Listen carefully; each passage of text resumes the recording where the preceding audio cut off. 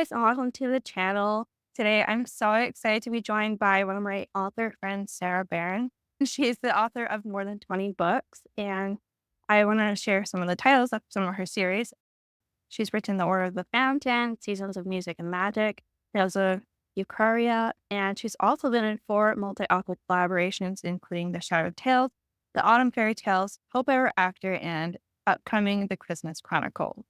So welcome to the show, Sarah. Thanks so much for joining me. Thank you for asking me to be here. This is fun. Thanks. So we've actually worked together in the Shadowed Tales as well as the Autumn Fairy Tales and Hope Ever After. So we've worked with each other quite a bit. And one thing that I've noticed about Sarah that she's really good at is incorporating a lot of her different talents into her writing. And today on this channel, I want to talk to her about how she does that. So let's just go ahead and jump into it. So, like I said, one of your strengths is incorporating specifically music into your books.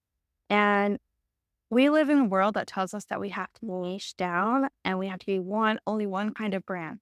So, how do you blend your interests in a way that doesn't make you feel or appear like that? I'm not sure, but appear at least boxed in. That's a good question. So I think for me, it comes down to rather than trying to fit myself into a box, I try to build a box that I can fit in because there are things that will always stay the same in my writing, right? There will always be humor because laughter is God's gift and I love it. There are certain lines with content I won't cross. There's going to be some things just writing style. I don't take myself too seriously, and that's always going to stay the same. And within that framework, within that box, I think there's a lot of room to explore and to grow in certain ways. It's a matter of just finding a framework that fits, but that allows for flexibility. And I think that both as a reader and as an author, some of the books that I've enjoyed the most is when I know an author and I'm like, oh, this is about what I can expect, but there's always something that takes me by surprise.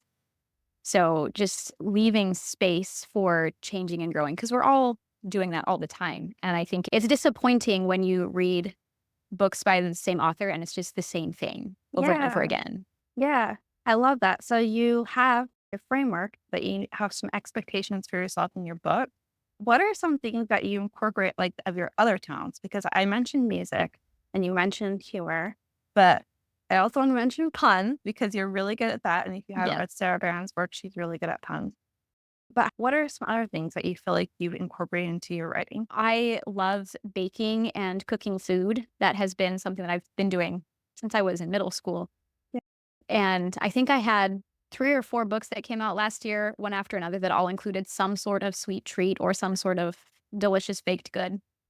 Just Yeah. because I love that way of showing care to people and being creative. I really enjoy physical fitness, so there's sometimes we're including training in something or it's an interest that I've dabbled in, and so I have enough experience to put it in and explore characters that way.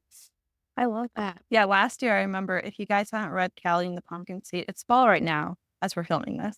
So Callie and the Pumpkin Seed is like the ultimate fall treat, dessert baked good, all in one book. Awesome. Also, another question. So I love that you incorporate your talents and your interests and hobbies. What about your beliefs? Yes. So this was something that was a question that I considered a lot when I started writing. One is that as a Christian, my faith is a part of who I am, and I could sooner cut off my hand and separate that than I can taking faith out of who I am. So it's just going to be there, and it frames how I see the world, how I make decisions, how I expect my characters to make decisions. So I knew that it was going to have some sort of impact. But then it comes the how. And I don't know if you've had this experience where when you're reading and writing fiction, specifically fantasy, and it's a world that you created, not the world that God created, sometimes trying to fit God and Jesus and like all of these aspects of faith can feel forced or unnatural or a little bit trite. And that's not to say it can't be done. Yeah. It's rarely done in a way that feels natural, at least to me. So I knew that my faith was going to be there.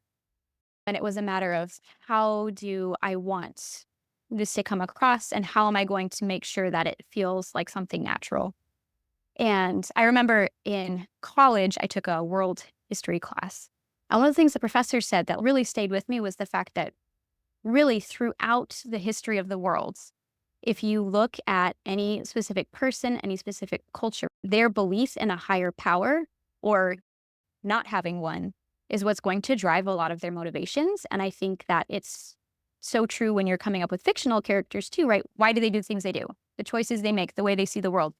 Most of the time, it's going to feel so natural to say, like, oh, there is a deity, there is someone who is bigger than our world. And so that felt, okay, this is a way to incorporate this. It's not specifically God, at least the way that we know him in our real world, but this is a way that we can incorporate that and I can include elements of faith. And then, two, one of the things I have loved being able to do is each series, mostly some of them are connected, but like for The Order of the Fountain, we have the creator, and it's exploring that facet of God that is, oh, he's the person who made the world, who sustains it, who's always looking out for it because it's his creation, Yeah. not only in keeping it going, but in creating new things. So it's an opportunity to explore that facet of faith and that relationship with God and maybe have the reader ask some questions and maybe do a little bit of exploring on their own. Or in Hope Ever After, he's Abba the Father, because we have characters who don't have a father, who aren't sure what it means to have a loving father. All these opportunities to incorporate faith in a way that's not as deep and meaningful as it might be in today's world, but still feels natural and is a way to explore who God is and what he does in our lives. Yeah, I love that so much. And you're so good at that. And I remember I struggled with that too when I was making my create or my fantasy world. When I wrote the Incandescent Kingdoms, I asked those questions. I was like, okay, how am I going to do this? And I ended up not putting any sort of like deity in it. But when I read your books, and I also read Kayla Eshba is also really good at this. But She you is, guys yeah. are really good at incorporating that into the world, and it made so much sense. And going forward for me, I have better examples of what I can imitate and do in my next world. So thanks for sharing that. I love those Yeah. 2 thoughts. Those are so cool. Another thing I want to ask you is all of us are multifaceted. That's the hard thing about putting yourself out there is that you're really told that you can only be one brand, you can only be this one thing. And if you're not, then it's too much for people and they're not going to understand your brand. So, a lot of us authors and people in general are just really talented and we have other things that we're interested in. So, I guess my next question for you is what are some things that other authors can do to incorporate their gifts and talents into their writing? Yeah. So, first of all, I think the idea that you can only do one thing is so limiting, which I mean, I'm preaching to the choir here, but I just have to laugh because I feel like I had so many books one after another that all were like, oh, like there's puns and like Sarah Baren, she loves puns. There's always going to be Yeah. puns, which I do. Puns are my love language. But when A Wishful Hope came out, there are no puns in that book because it didn't fit the characters, it didn't fit their story, it didn't fit the tone that I was going for. And so there's humor, yes, but there's no puns. And I had a couple of reviews that are like, oh, and always like the signature puns. And I was like, well, there's jokes. But so I think readers will still find the things that they're expecting anyways, which is a relief. Even if they don't realize it's not exactly the same, they've come to expect at least humor, and that's there. But as far as incorporating different interests, I think that's one of the great things about being authors and having characters and doing character building because you don't want all of your characters to always be the same. And what better way to explore an interest than to say, oh, this character also has that interest. And I'm going to channel this and make that a part of either they're doing, the seasons of music and magic where it's based in music. And that's something near and dear to my heart. And in a way that hasn't been done before, but allowed me to explore that interest and then hopefully also interest other people in music. I really felt like that we're on the same page with this. Like, you shouldn't box yourself in and you can explore different characters and their stories when you're writing. Another thing I thought of with having different talents and passionable skills is you can apply those to your writing process. Do you feel like the talents that you've developed throughout your life have helped you in your writing process? And do you maybe have some examples? Yes. And some of them, it's hard to pinpoint it in the moment, but looking back, Yeah. for example, I was homeschooled all the way through. I was always studying with a lot of noise around, which means that now as I'm writing, I don't have to have super quiet as long as I can just sit down and get it done. It is interesting though that as a musician, I cannot write with music on Me too. Yeah, I can't. because I get so distracted Yep, by me thinking about, too. "Oh, what are they doing? What's here?" I did end up going to a private school when I was a sophomore in high school. But I think that like the skills that I learned in both homeschool and in school have helped me as a writer. And another thing that I wanted to share is that I'm a classically trained pianist. You're a musician as well. And I started taking piano lessons when I was 11. And I really feel like developing that talent of learning to play the piano has helped me, not just in my life, but in my writing. Because when you learn the piano, you have to be committed, you have to practice, you have to focus.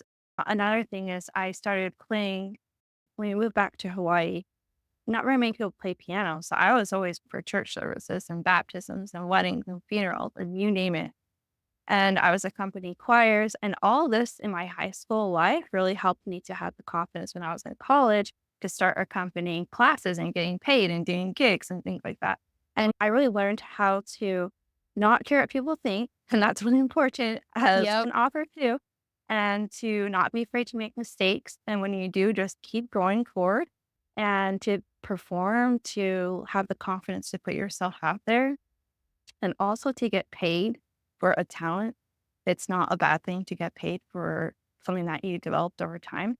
And so I can see in my own life how just developing talents has helped me in the writing process and to become a better author and not be afraid to put my books out there and not be afraid when I get criticized or when I make a mistake or just all those things. And so I think developing your talents is not only going to help in yourself to become a better person, but it's going to be able to help you in your writing process.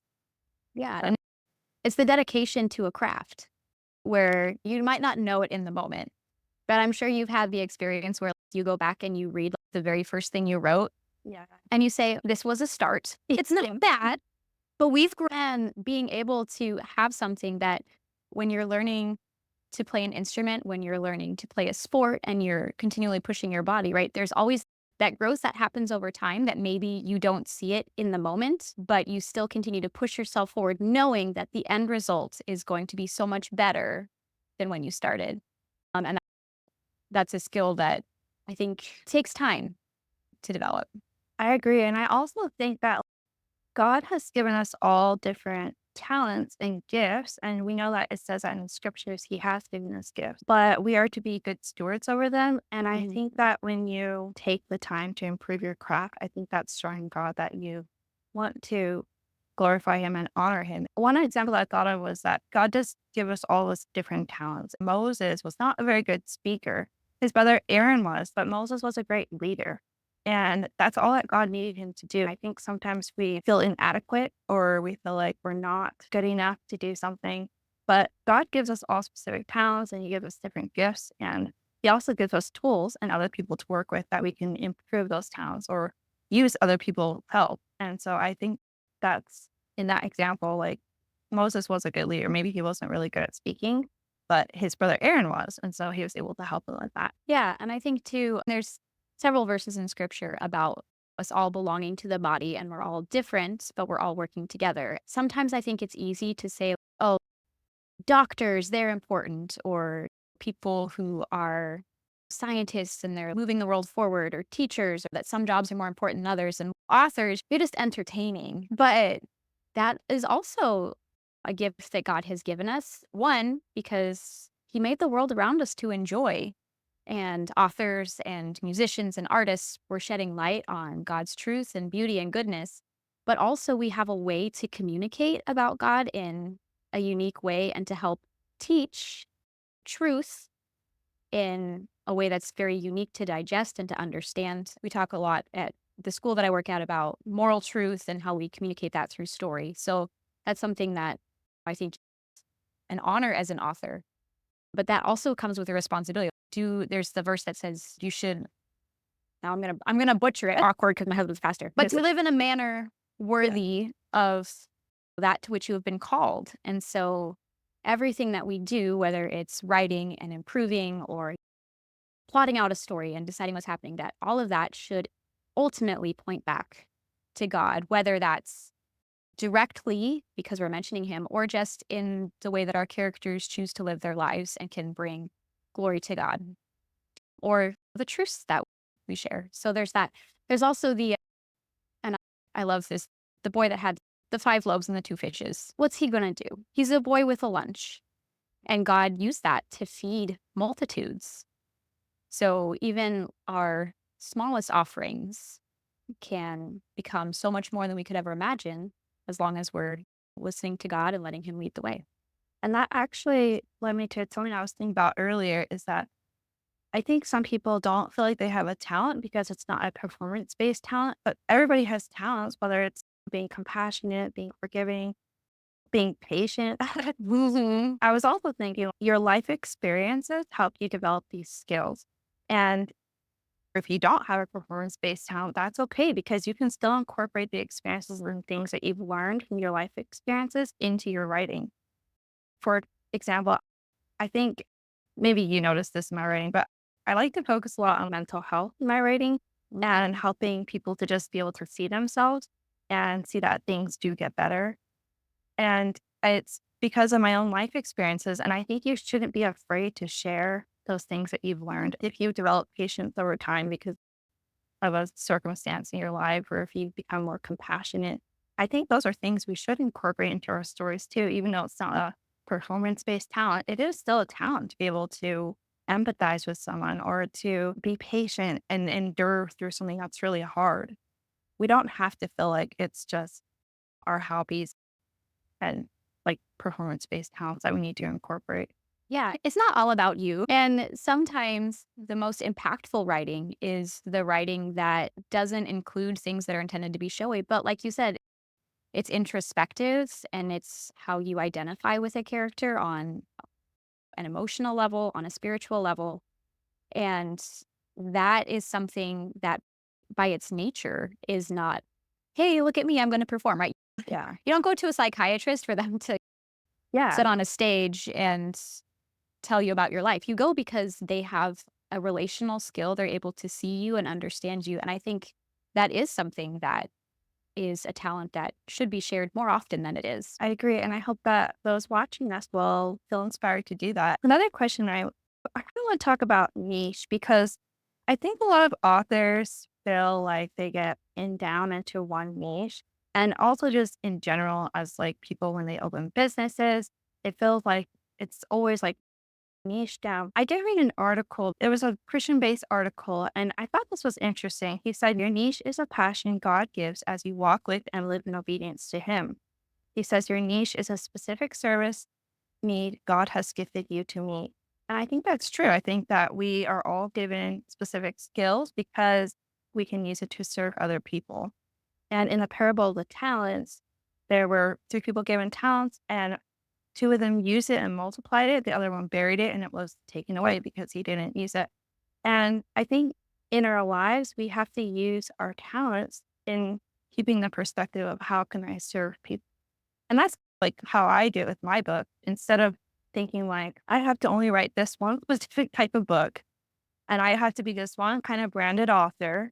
Instead of thinking like that, I've shifted a lot this year to thinking, what can I do in my books and in my author life as I'm posting on social media to serve God and to invite people to Christ. And that has really changed my perspective. And it's helped me to start this author too, because I want to help authors see that it's okay to share about truths and share about God and work, even if they're not writing about God, like you said earlier, that it could still direct people to a higher being. So, anyways, do you have any thoughts on that? Yeah, I think as indie authors, there's definitely the pressure to be like, find your brand, find Yeah. the box that you fit in because it's marketable. Hmm. And I think that part of it has to be the shift from obviously we want to be paid, but also our time is valuable and the things we're doing are also valuable. But the shift from, am I doing this because it's marketable and I want to market myself as opposed to what are my callings right now? How does that inform what I'm writing with the understanding that it might not stay the same all the time? So while yes, niche is good, and there are ways I think to find a way to market our books and everything that we're doing, it's always a shifting terrain. I love that. I think one way to stay clear on your goals as an author, especially when you're marketing, because I feel like that's the biggest thing is you need to niche down and brand down for marketing purposes. But I think one thing that can really help authors is to figure out what their center is. And in the 7 Habits of Highly Effective People, he talks about your center. Whatever your center is going to dictate and determine the choices that you make about everything else. And I think if as authors we can have our center as Christ and God, it just makes the decision process a lot easier about, like you said from the very beginning of this, when we were chatting about what you're going to put in your books, your expectations for yourself, the things that you're going to incorporate into it. And I think as authors, if we can just reset and kind of refresh and ask ourselves, what is our center? I think that can help us have clarity on how we're going to market ourselves, how we're going to brand and niche ourselves, and also what we're going to include in our books. Do you feel like authors have to always include their interests and passions in what they're writing? I don't think that it's a necessity. I think it happens naturally, especially if it's something you're very passionate about. Some of the most unique things that I've learned have been the random Google searches that happen because I'm Mhm. writing a character and it feels like they're going to be interested in this thing that I don't know anything about. So then I have to learn about it. And sometimes that becomes a new interest. Yeah, and you're actually really good at this because you in the Hope Ever After series, you wrote a wishful hope, and it was set in like a Middle Eastern setting. And I don't know if you've gone to a Middle Eastern, so you had to do research for that. And I thought you did a great job with creating that world. For me, I am very passionate about colonial culture. You've probably seen that I implement that into a lot of my writing. And it comes off as a bit unconventional, especially because we're in the fairy tale genre. And it's, wait, what is this kingdom? What's going This is on? not vaguely European medieval. Yeah, exactly. But I think that you should give yourself the creative liberty to be able to do that, to incorporate your passions into your writing, but also don't be afraid to research other things and write about that place, like how you wrote about a Middle Eastern setting, even though you've never been there. Is there anything that else that you like to share, whether it's examples or maybe a quote or scripture that inspires you as you're writing? I think the biggest thing is just to remember that one, no matter who you were made by God and you were created with a purpose. And no matter what you do, whether good or bad, He's going to use it for His glory. Not every book that you write is going to be super successful. There's going to be some flops, but even the flops God can use. And I find that to be very comforting, especially knowing that it wasn't my best. One of the books that I had the hardest time with after I wrote it, I loved it as I was writing it, and then afterwards, is the third book in the Order of the Fountain, which is loosely based on The Little Mermaid, but it includes some disability rep. And at the end, not everything is magically fixed. And it's also the one that has the most, not in your face faith, but like it's there, it is prevalent. And I get mixed reception, but I've also had the most people message me saying like how much that book has blessed them. And it's wow, like this was something that from my perspective was a flop, but God has used it way, way more than I would have imagined. And so just knowing that even your worst words, he can still use. And then just the knowledge that we are called to bring glory to his name, to spread his goodness, truth, and beauty, and to bring others to him. And what an honor it is that we can do that through the written word. Yeah. You actually bring so much light to your books. And if you guys haven't read Sarah Baren's works, they're so good. I always talk about how we need more light in this world. Sarah is definitely a light. Her books share a light in this world that we need. And they're so uplifting and so encouraging and very wholesome. And the romance is very sweet and cute. We'll add that as well. So I love what you said there. And I loved everything you've shared today. Thank you so much for being on here. And if you guys want to follow Sarah, highly encourage you guys to. I will drop all of her links to her social media and her books below. So check her out. She also has a free book that you can read. It's a Puss in Boots retelling. It's Yeah. a cute short novella, and I'll also link that below so you guys can go ahead and check that out. And if you like content like this, I post every week and sometimes I have guests on here like Sarah today. And if, like I said, if you like it, please go ahead and subscribe. If there's anything that you guys thought of as we were talking about incorporating your gifts and talents into your writing, please let us know in the comments below, or also let us know if anything in this video resonated with you guys. I hope to see you guys next time. Thanks again for watching. Bye.